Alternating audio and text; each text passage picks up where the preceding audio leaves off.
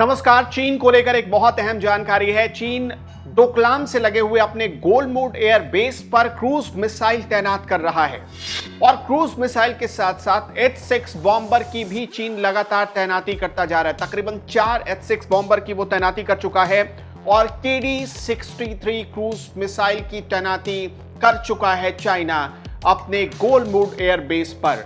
इसका मतलब यह है कि चाइना डोकलाम के साथ साथ आप समझिए, डोकलाम वो जगह है जहां भारत, चीन और भूटान तीनों की सीमाएं आपस में मिलती है और 2017 में यहां भारतीय सेना और चीनी सेना आपस में संघर्ष कर चुकी है।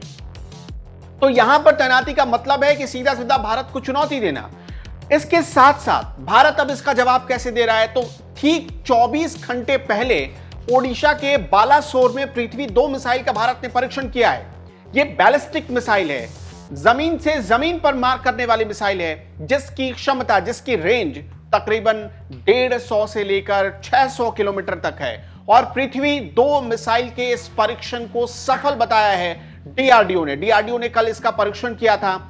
और अब खबर यह है कि भारत चीन के 63 क्रूज मिसाइल का जवाब, JD-63 क्रूज मिसाइल का जवाब पृथ्वी 2 से देगा। इसका मतलब यह है कि भारत ने भी मुंहतोड़ जवाब देने की तैयारी कर ली है।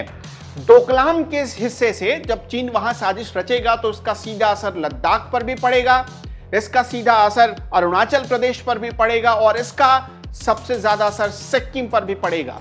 तो इसका मतलब यह कि जहां एक तरफ पैंगोंग त्सो के उत्तरी हिस्से में चीन डटा हुआ है या चीन ने भारत की पेट्रोलिंग को ब्लॉक करने की कोशिश की है, चीन पैंगोंग त्सो के दक्षिणी हिस्से में भारत से हार चुका है और लगातार वो पीछे हटने को मजबूर हो रहा है।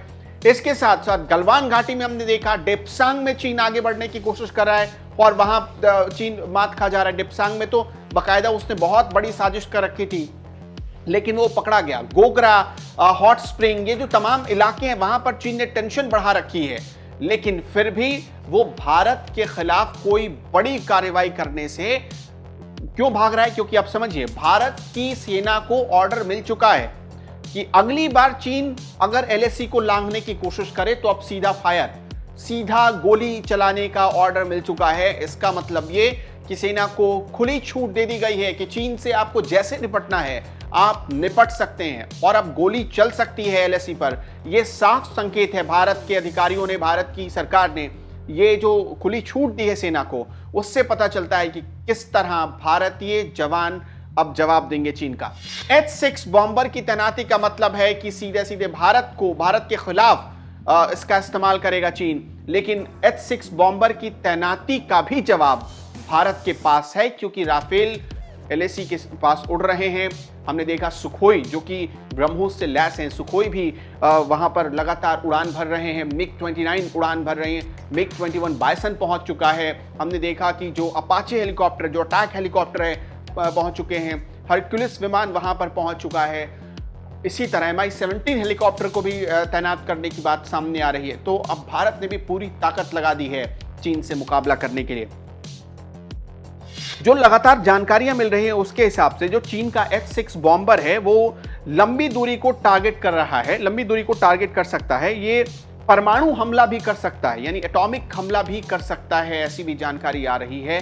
लेकिन अब चीन की साजिश, जो ये चीन बार बार साजिश कर रहा है, एक तरफ बातचीत करता है, दूसरी तरफ साजिश करता है, उसमें वो कितना कामयाब हो पाएगा, कामयाब हो भी पाएगा या नहीं, या जिनपिंग का ये सपना ही रह जाएगा? क्योंकि भारत की जो तैयारी है उससे तो कुछ ऐसा ही इशारा हो रहा है।